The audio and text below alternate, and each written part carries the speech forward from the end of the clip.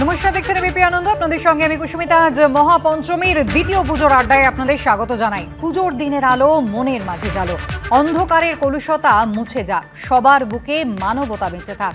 এই মুহূর্তে এ রাজ্যের যা প্রেক্ষাপট তাতে বোধহয় ভীষণভাবে এই কথাগুলো প্রযোজ্য। কিন্তু তাই বলে পুজো তো ফিকে হচ্ছে না। পুজো তো আমরা করছি, তার কারণ উৎসব হয়তো সবাই পালন করছেন না, কিন্তু পুজো আমরা সবাই করছি, আনন্দও করছি। আর পুজোর আনন্দ হবে, খাওয়া হবে না, আড্ডা হবে না, তা কি হয়? আমার সঙ্গে যারা রয়েছেন আসুন পরিচয় করে দিই। প্রথমেই, যদিও কারোরই পরিচয়ের কোনো প্রয়োজন নেই, সুরজিৎদা রয়েছেন অম্বরীশ, টোটাদা রয়েছেন এবং সোলাঙ্কি রয়েছেন আমার সঙ্গে। আজকে পুজোর আড্ডায় অবশ্যই একেবারে গান দিয়ে শুরু করব। দুজন গানের মানুষ পাশাপাশি বসেছেন, একটা গিটার রয়েছে, বুঝতেই পারছেন পুজোর আড্ডা গান ছাড়া হবে না। শাস্ত্রীতে তোমার একটা গান রয়েছে ইন্দ্রদীপ দাশগুপ্তর সুরে, আগে গানটা দিয়ে শুরু করি। ওকে, ইন্দ্রদীপ দাশগুপ্তর সুরে আর শ্রীজাতর লেখা এই গানটা। লাগ ভেলকি লাগ, লাগ ভেলকি লাগ, দেখ ভেলকি দেখ, দেখ ভেলকি দেখ, লাগ ভেলকি লাগ, লাগ ভেলকি লাগ, দেখ ভেলকি দেখ, দেখ ভেলকি দেখ। আহা দেখবি দারুণ ভেলকি, মনে আসবে হাতে মোহর, যত্ন করে রত্ন ধারণ দোষ কাটাবে গ্রহর। আহা দেখবি দারুণ ভেলকি, এবার হাসবে হাতে মোহর, যত্ন করে রত্ন ধারণ দোষ কাটাবে গ্রহর। আরে নিজের কপাল গড়ার মতো লোক যদি তুই হতিস, নিজের কপাল গড়ার মতো লোক যদি তুই হতিস, ভবিষ্যতের খবর নিতে লাগতো না আর জ্যোতিষ। লাগ ভেলকি লাগ, দেখ ভেলকি দেখ, লাগ ভেলকি লাগ, দেখ ভেলকি দেখ। একদম অসাধারণ একটা গান দিয়ে আমাদের আড্ডা শুরু হলো। আমি টোটাদার কাছে যাই। টোটাদা, ভূস্বর্গ ভয়ঙ্কর রিলিজ হওয়ার কথা ছিল, পুজো একটু পিছিয়ে গেল, কিন্তু ফেলু মিত্তিরের কাশ্মীর ট্রিপ কতটা চ্যালেঞ্জিং ছিল? আমার মনে হয় যতগুলো ফেলুদার গল্প আমরা শ্যুট করেছি এখনো পর্যন্ত, এটা নিয়ে 4টে, সবচেয়ে চ্যালেঞ্জিং এটা ছিল। কারণ এক তো হচ্ছে ওয়েদার, দ্বিতীয় কথা হচ্ছে কি আমরা এক ধরনের শুটিং, ধরো স্পিডে অভ্যস্ত, এক ধরনের ব্যবস্থাপনায় অভ্যস্ত, সেটা আমরা কাশ্মীরে গিয়ে আনফর্চুনেটলি পাইনি। তার কারণ হচ্ছে ওদের ধারণা, এখনও কাশ্মীরিদের ধারণা, যে কাঁধে ক্যামেরা মানে পকেটে প্রচুর পয়সা। হ্যাঁ, কারণ ওখানে যারা হিন্দি ছবি করতে যান বা অন্যান্য ভাষায় ছবি করতে যান তাদের কাছে প্রচুর পয়সা। আমরা দুস্থ ইন্ডাস্ট্রি, একটু চেয়ে চিনতে কাজ করি, তাদের ওই ধারণাটা নেই এবং তাদেরকে বুঝিয়ে উঠতে পারলাম না শেষ দিন পর্যন্ত যে না, আমাদের অত পয়সা নেই, প্যাশন প্রচুর আছে। অন্যদের থেকে প্যাশনটা আমাদের একটু হলেও বেশি, পয়সাটা একটু হলেও কম। তবে হ্যাঁ, এমন একটি জায়গা যেখানে পটভূমিকা আমাদের একটি ক্যারেক্টার হয়ে এসছে এই ছবি, মানে আমাদের এই সিরিজে। মানে যেখানে আমরা ফ্রেম ধরেছি আর কাশ্মীরের যে ব্যাকড্রপটা, সেটা যে 3টে শহরে আমরা শ্যুট করেছি, শ্রীনগর বলো বা পেহেলগাম বলো বা সোনমার্গে, যেখানে যেখানে ক্যামেরা ধরেছি আমার মনে হয় প্রকৃতির সবচেয়ে সুন্দর দিকগুলো আমরা পেয়েছি। এত সুন্দর জায়গা আমার মনে হয় ভূভারতে তো নেই, পৃথিবীতেও খুব কম আছে। সত্যি ভূস্বর্গ, অসাধারণ এক্সপিরিয়েন্স। কিন্তু অম্বরীশটা যখন আছে, একটু তো খাওয়ার গল্প করবো, একটু গানও শুনবো, একটা গানই শুনি। আচ্ছা বেশ, পুজোর গান, যেমন এই শাস্ত্রীর গানটা তো এই সময় পুজোর গান, তো সুরজিৎদা শোনালেন। আমি অনেকটা পিছিয়ে যাব। আচ্ছা, 70-এর দশকের মাঝামাঝি সলিল চৌধুরীর কথায় সুরে মুকেশের গাওয়া একটি পুজোর গানে, আর সুরজিৎদা যদি একটু বাজিয়ে দেন আমার সাথে, আমি খুবই খুশি হব। তাহলে একদম চলো, আমার কাছেও একটা বড় প্রাপ্তি যে সুরজিৎদা বাজাচ্ছেন আমার সাথে। নামতে পারবো না, বল। মন মাতা সাঁঝ সকাল কেন শুধু কাঁদে,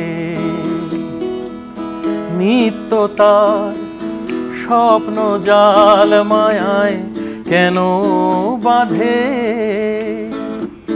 মন মাতা সাঁঝ সকাল কেন শুধু কাঁদে। সব চেনা লাগে মনে হয়, কিছু চিনি না যে, কে আপনার কে বাজে পর, মোর মন লাগে না কাজে। সব চেনা লাগে মনে হয়, কিছু চিনি না যে, কে আপনার কে বাজে পর, মোর মন লাগে না কাজে। বিনা প্রাণ বিনা মিছে কেন সাধে মন মাতা সাঁঝ সকাল কেন শুধু কাঁদে। অসাধারণ, মানে একেবারে এক কথায় বলতে গেলে নস্টালজিয়া। অসাধারণ। আমি তোমার কাছে আসবো, কিন্তু একটু সোলাঙ্কির গল্প শুনি। পুজোয় কি প্ল্যান? প্ল্যান সেরকম কিছু নেই, কিছু কাজ আছে। আর যেহেতু কাজ না, ওই একটু আধটু টুকটাক, কিন্তু মানে যেটা হয় আর কি, আমাদের শুটিংয়ের কারণে সারা বছরটা কারোর সাথেই খুব একটা দেখা হয়ে ওঠে না। তো এই পুজোতে বন্ধু বান্ধবদের সাথেই, প্রত্যেক বছর যা থাকে, বন্ধু বান্ধবদের সাথে একটু দেখা করব, বাড়ির সাথে একটু সময় কাটাবো। আর তুমি একটা জিনিস প্লিজ বলো না যে আমি ডায়েট করি না। এটা ক্লিশে হলেও সত্যি। তুমি কেন হাসছো? আমি তো তোমায় জিজ্ঞেস করিনি। এটা ক্লিশে হলেও সত্যি, আমি সত্যি ডায়েট সে তো করি দেখি না। বোঝা যাচ্ছে যে টোটা দাবা সোলাঙ্কি কেউই ডায়েট করে না। ওই জন্য আমরা এক ধারে বসিয়েছি দুজনকে পাশাপাশি। না, আমার বিষয়টা হচ্ছে আমি না সুরজিৎ, খেতে আমি তোমায় ভীষণ ভালোবাসি, আমি প্রচন্ড খেতে ভালোবাসি, আমার সমস্ত বন্ধু বান্ধবরা জানে। কালকেও খেতে গেছিলাম। আমি অল্প খাই আর সব খাই।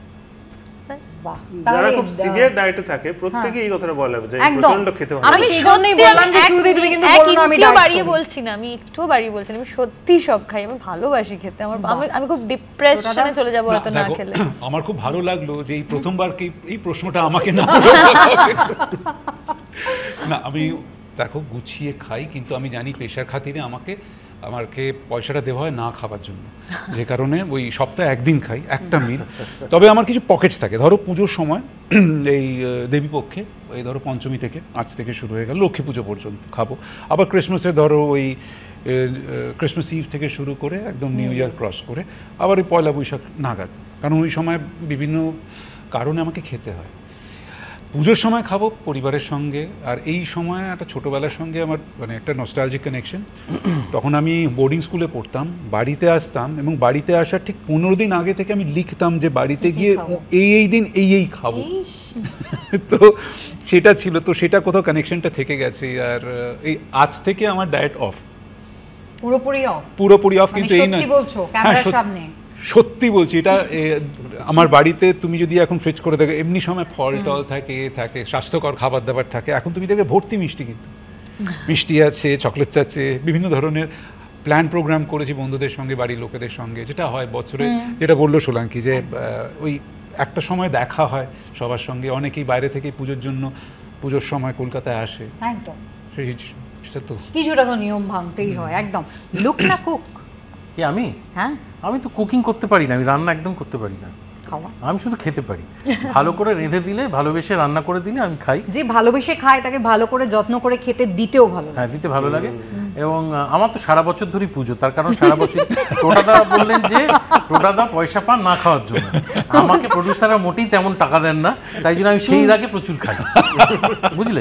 এবং সারা বছর ধরেই আমি খেতে থাকি, সেই জন্য সারা বছরই আমার পুজো। হ্যাঁ, এই 4 দিনের ভরসায় আমি থাকি না। এবং আমার সাইজের জামা কাপড় খুব বেশি বাজারে চট করে পাওয়া যায় না, তাই সারা বছর আমি জামা কাপড় কিনতে থাকি। ফলে পুজোর যে মূল দুটো শর্ত, 3টে আর কি, বেড়ানো, খাওয়া দাওয়া এবং জামা কাপড় কেনা, এই 3টে আমার সারা বছর চলতে থাকে। এই 4টে দিন ওরা যারা খুব কৃচ্ছ সাধন করে সারা বছর, এই 4টে দিন ওদের জন্য, হ্যাঁ ওদের জন্য এই 4টে দিন ইম্পর্টেন্ট। আমার জন্য আমার তো গোটা বছরটাই পুজো, বুঝলে।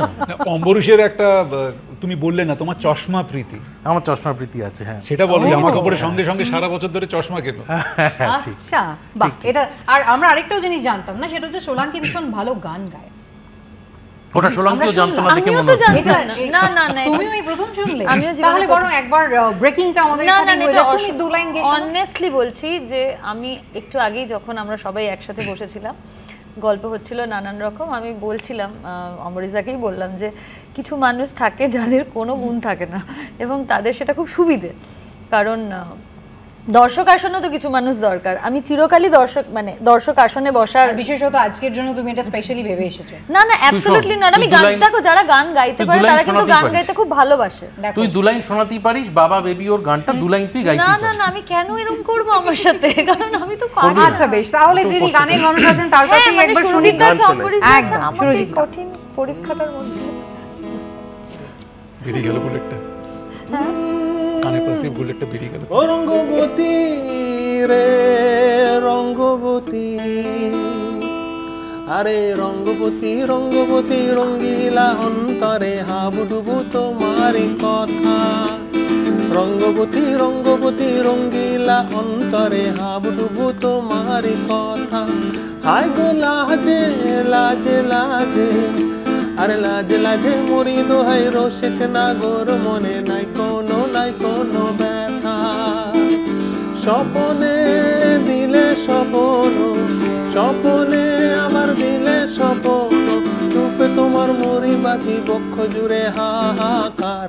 রঙ্গবতী রঙ্গবতী রঙ্গবতী রে রঙ্গবতী, রঙ্গবতী রে রঙ্গবতী।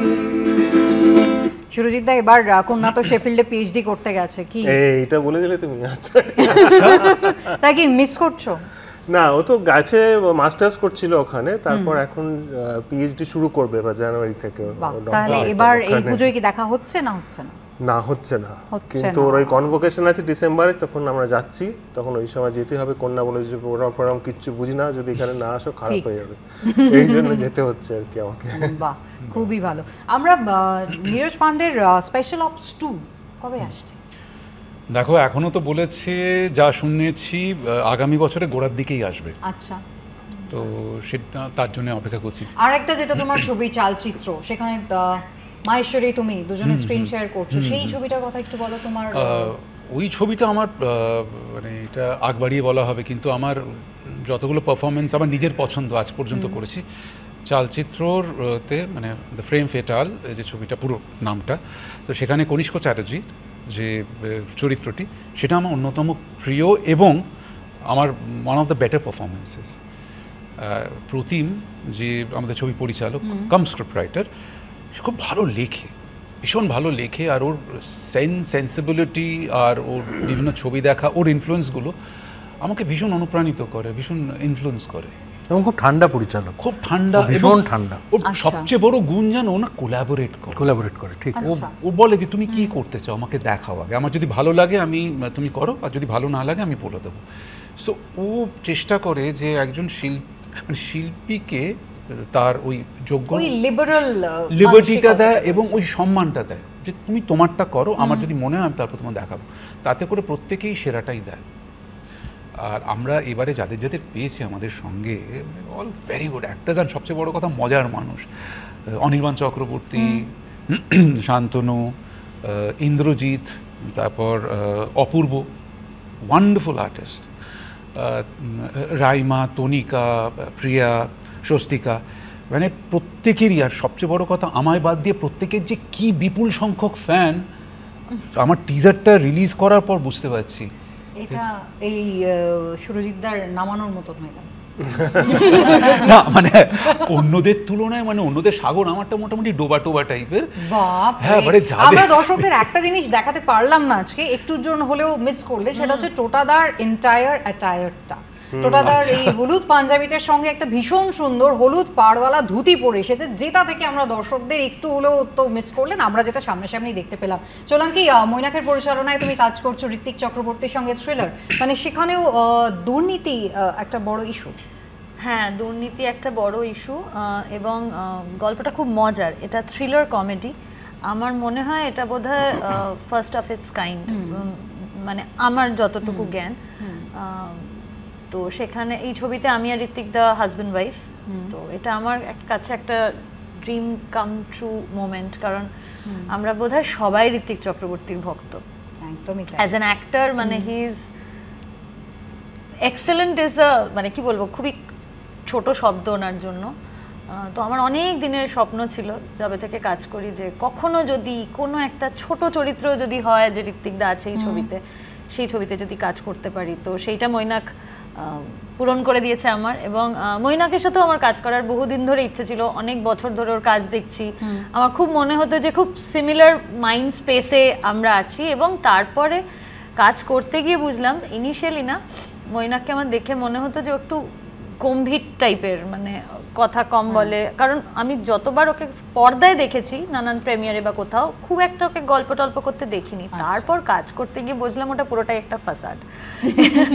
যেমন মজার মানুষ ঋত্বিক দা, তেমনি মৈনাকো, তো ইট ইজ ব্রিলিয়ান্ট এক্সপিরিয়েন্স। আর গল্পটাও খুব ইন্টারেস্টিং, একটা মধ্যবিত্ত কাপল কিভাবে ক্রাইমের সাথে জড়িয়ে পড়ে এবং তারপরে তাদের জার্নিটা, তো thriller cum comedy, so it's an interesting experience. আমার তো খুবই ভালো লেগেছে। বেশ, আমরাও দেখার জন্য অপেক্ষা করব। অম্বরীশ দা, সোশ্যাল মিডিয়াতে শুধু কাজের পোস্টই কেন, ট্রোলড হওয়ার ভয়? তা তো আছেই, প্রবলভাবে আছে ট্রোলড হওয়ার ভয়, খুবই ভয় পায়। এত খারাপ খারাপ কথা কখনো কখনো কেউ লিখে ফেলে, মানে ইগনোর করা যায় না, সত্যি কথা। হ্যাঁ, খারাপ লাগে তখন। সেই জন্য শুধু কাজের জিনিস দেওয়া হয় তাতে। তার এখন পাইপলাইনে কি রয়েছে? আমার তো এই শাস্ত্রী তো চলছে, এখন রিলিজ করে গেল। আর জমালয় জীবন্ত ভানু বলে একটা ছবি আসছে 15ই নভেম্বর, সেটা খুব ইন্টারেস্টিং। শাশ্বত চট্টোপাধ্যায় আছেন, আমি আছি তাতে, একটি গুরুত্বপূর্ণ চরিত্রে, ইন্টারেস্টিং মজার গল্প। বাহ, সুরজিৎদার কি এবার শাস্ত্রী দিয়ে একটা বৃত্ত সম্পূর্ণ হলো? মানে সেই 1995-তে দেবশ্রীদির একটা ছবি, সেটাতে তোমার মিউজিক ডিরেকশন, এবং মিঠুনদার দুটো ছবির পর এটা তৃতীয়। জানে না মানে সেটা, কারণ আমাকে তখন কেউই জানতো না কে সুরজিৎ মিউজিক করেছে। অবভিয়াসলি দেবশ্রী রায় তখন কেন জানবে, সেটা অনেক আগের একটি, আবার মাইথল জয় মা দুর্গা বলে একটি সিনেমা আর কি। তো আমি তখন একেবারেই জাস্ট কলেজ থেকে বেরিয়েছি আর কি, যা সুযোগ পাচ্ছি তাই করছি। এনিওয়ে, ওটাও খুব আমার জীবনে গুরুত্বপূর্ণ কাজ। তো আরেকটা বৃত্ত কমপ্লিট হচ্ছে ইন্দ্রদীপের সাথে কাজ করা, কারণ ইন্দ্রদীপ আর আমরা না একসাথে পুরো আমাদের লাইভ শুরু করেছি। মানে একেবারে দুজন মিলেই, মানে ও গান তৈরি করছে, আমিও গান তৈরি, দুজনেই কোম্পানি ঘুরছি যে আমাদের এই সুর, এই গান একটু শুনে দেখুন ইত্যাদি। সেখান থেকেই আমাদের রেকর্ডিং এর সময় বলছিলাম যে আমরা দুজনেই সার্ভাইভ করলাম আর কি গান বাজনা এই একটা কঠিন জগতে। মোটামুটি কত বছর হলো? এখন 25 বছরের উপর তো হয়ে গেছে, দুজন আমরা গান বাজনা নিয়েই আছি। তাহলে মিউজিক ইন্ডাস্ট্রিতে পরিবর্তন কতটা দেখলে? মানে 25 বছর তো আমরা তো সব দেখলাম, পুরো পরিবর্তনটাই আমাদের চোখের সামনে হলো। মানে সেটা মানে টেকনিক্যালি কথা বললে 8 ট্র্যাক রেকর্ডার ছিল, সেখান থেকে আজকে ইনফাইনাইট ট্র্যাক রেকর্ডিং শুরু হয়ে গেল। ক্যাসেট ছিল, রেকর্ড আমি দেখিনি, ক্যাসেট থেকে শুরু থেকে সিডি থেকে মিউজিক এখন হাওয়ায়, মানে কেউ ছুঁয়ে দেখতে পারে না, তোমার শুনতে হবে তোমাকে। আর এই পুরো পরিবর্তনটাই আমাদের চোখের সামনে হয়েছে, ভালো খারাপ মিলিয়েই আছে। টোটাল ইন্ডাস্ট্রি চেঞ্জ তুমি কতটা দেখলে? তোমার অনেকগুলো বছর পর অনেকটা চেঞ্জ হয়ে গেছে। আগে আমাদের সত্যি ছবি কম হতো, রিসোর্সেস অনেকটাই কম ছিল, কিন্তু একটা হৃদ্যতা ছিল, যেহেতু ছোট ছিল বলে সবাই সবাইকে খুব ভালোবাসতো, রেসপেক্ট ছিল, যেটা সম্মান করা। আমার মনে আছে যে ভালোবাসা আর যে হৃদ্যতা আমি আমার টেকনিশিয়ান বন্ধুদের কাছ থেকে পেয়েছি। তখন দাদারা ছিল, দাদা কাকা অনেক বয়সে বড়। মানে এমনও হয়েছে পরিচালক হয়তো তখনও নতুন, কাজটা অতটা দড় হয়নি, হয়তো একটা শট নিয়ে বললো হ্যাঁ ওকে ওকে, দেখি উল্টো দিকে যিনি ইলেকট্রিশিয়ান উনি আমার দিকে তাকিয়ে আছেন এরকম করে হালকা করে মাথাটা নাড়লো। বললাম স্যার আরেকটা নিন না, একটা নিন না, আর একটু ভালো করে করবো। ওফ, ফিল্মে শ্যুট হচ্ছে, বোঝার চেষ্টা করো, ক্যানের পর ক্যান বেরিয়ে যাও না স্যার একটা। তো এইটা ছিল একটা, কোথায় ভালোবাসা পেয়েছি, একটা পৃষ্ঠপোষকতা পেয়েছি, সেটা খুব মিস করি। সেটা যেন এখন খুব খুব যান্ত্রিক হয়ে গেছে, সবাই যে যার নিজেরটা বুঝতে শিখেছি, কোথাও যেন একটা ন্যারেটিভ তৈরি হচ্ছে ওরা আমরা, যেটা আমার মোটেই ভালো লাগছে না। আজকের দিনে এটা নিয়ে আমি আলোচনা করতেও চাই না, কিন্তু কোথাও যেন একটা তৈরি করে দেওয়া হচ্ছে। তো সেই দিনগুলো খুব মিস করি, যেখানে একসঙ্গে বসে খাওয়া, একটা আউটডোরে গেলাম সবাই মিলে, সবাই এভরিবডি, এবং সেটা আমাদের রুল ছিল যে প্রডিউসার, ডিরেক্টর, অ্যাক্টার্স, টেকনিশিয়ানস একটা গোল করে বসে একটা সব চেয়ার টেবিল পেতে খাওয়া, একসঙ্গে কাজ করা। তাতে করে কি জানো তো, কাজটা অনেকটা আমরা হৃদয় থেকে করতাম, ভালোবেসে করতাম। তখন পয়সা করি কী পেতাম কি না পেতাম তখন ছিল না খুব একটা। সো এখন সত্যি এখন সচ্ছলতা বেড়েছে, তখনকার তুলনায় এখন অনেক বেশি রোজগার করার উপায় এসেছে, সচ্ছলভাবে একটা বাংলা ছবিতেও কাজ করে সচ্ছলভাবে জীবনযাপন করা যায়। কিন্তু কোথায় যেন ওই আত্মিক টানটা খুব মিস করি। সোনাঙ্গী, তুমি তো অনেকদিন ইন্ডাস্ট্রির বাইরে ছিলে, মাঝে নিউজিল্যান্ড চলে গিয়েছিলে, তো যে অবস্থাটা ছেড়ে গিয়েছিলে আবার যখন তুমি ফিরে এলে, পরিবর্তন তুমি দেখলে? আমি তো মানে সুরজিৎদা, অম্বরীশদা, টোটাদা তিনজনের থেকেই অনেকটা জুনিয়র। আমি 11 বছর মতন হলো কাজ করছি। আমি এই দিক থেকে খুব লাকি। আমি আমার যারা কো অ্যাক্টার্স পেয়েছি, মানে যারা সিনিয়র কো অ্যাক্টার্স, এই টোটাদা যে কথাগুলো বলছিল, এই গল্পগুলো মানে আমরা এই এই এই পরিবেশটা কোনোদিন পাইনি। আমরা প্রথম থেকেই একটু প্রফেশনাল পরিবেশেই কাজ করেছি এবং আরও যত দিন যাচ্ছে পরিবেশটা আরও প্রফেশনাল হয়ে যাচ্ছে। মানে আগের দিনই আমি আমার একজন অনেক সিনিয়র একজন হেয়ার ড্রেসারের সাথে ফিরছিলাম একসাথে একটাই গাড়িতে, তখন গল্প করছিলাম যে কিভাবে তখন কাজ হতো, সম্পর্কগুলো খুব আত্মিক সম্পর্ক ছিল। এখন সবাই যে যার কাজটুকুই করে, মানে এটা আমার কাজ নয়, ওটা ভীষণ প্রফেশনাল। এবং আমি একদিক দিয়ে লাকি যে আমি সুমন্ত মুখোপাধ্যায়ের মতন কো অ্যাক্টর পেয়েছি, চন্দন সেনের মতন কো অ্যাক্টর পেয়েছি, চৈতি ঘোষালের মতন কো অ্যাক্টর পেয়েছি একদম প্রথম দিকে। তো কি হয়েছে, আমি ওই গল্পগুলো শুনে শুনেই আমার পুরো জার্নিটা, কিন্তু বাই দ্য টাইম আমি একটু বড় হলাম তখন আর ওই পরিবেশটা আর এখন নেই। এখন মানে কোথাও কম মানুষকে, মানে অল্প এখন যারা নতুন কাজ করছে সত্যি তো তাদেরকে খুবই কম চিনি, কারণ তারাও তাদের মতোই থাকে, তাদেরই জগতে থাকে। এবং কোথাও সেখানে অম্বরীশদা মানে শেখার জায়গাটাও তো অনেকটা ছোট হয়ে যায়, আন্তরিকতা যেখানে থাকে না সেখানে নতুন যারা আসছে তাদের জন্য কাজ করাটাও চ্যালেঞ্জিং, এবং তার পাশাপাশি যতটা শেখা যেত সেই শেখাটা কোথাও। আমি আবার একটা অন্য তত্ত্বে বিশ্বাসী, জানো আমার মনে হয় কাজের জায়গায় আত্মীয়তা বা বন্ধুত্ব হয় না। হ্যাঁ, আগে হতো, আগে তো সমস্ত পৃথিবীটাই অন্যরকম ছিল, তখন ধর্মতলার মোড়ে বাংলা শাটা ধুতি পরে রাস্তা ক্রস করা যেত, এখন সেটা ভাবাও যায় না। ফলে পৃথিবীটা যেমনভাবে বদলে গেছে তেমনভাবে মানসিকতা এবং পরিবেশগুলো বদলে গেছে। আজকের দিনে দাঁড়িয়ে আমরা যে জগতে কাজ করি সেখানে কম্পিটিশনের মারাত্মক একটা প্রভাব রয়েছে, তুমি স্বীকার করো বা না করো। তো ফলে সেইভাবে আমার মনে হয় না সুরজিৎদাদের জগতেও বা আমাদের জগতেও বন্ধুত্ব অ্যাজ সাচ হয় আজকের দিনে দাঁড়িয়ে। হ্যাঁ, যখন মানে যে কোনো মুহূর্তে তোমাকে পাশের লোকটা ঠেলে তোমায় পাড়ি দিয়ে চলে যাওয়ার জন্য প্রস্তুত, এবং তাছাড়া উপায় নেই, সে টিকতে পারবে না। সেই জায়গায় একদম শেখার জায়গা যদি বলো, আমি মনে করি যে আত্মীয়তা বন্ধুত্ব এগুলো না থাকলেও মানুষের ভেতরে যদি শেখার তাগিদ বা ইচ্ছে থাকে সে একা একাও শিখতে পারে। বেশ, আপাতত পুজোর আড্ডা আমাদের এখানেই শেষ করতে হবে, সময় শেষ। আপনারা সঙ্গে থাকবেন অন্যান্য সব খবরের জন্য এবিপি আনন্দের চোখ রাখুন। সকলকে ধন্যবাদ।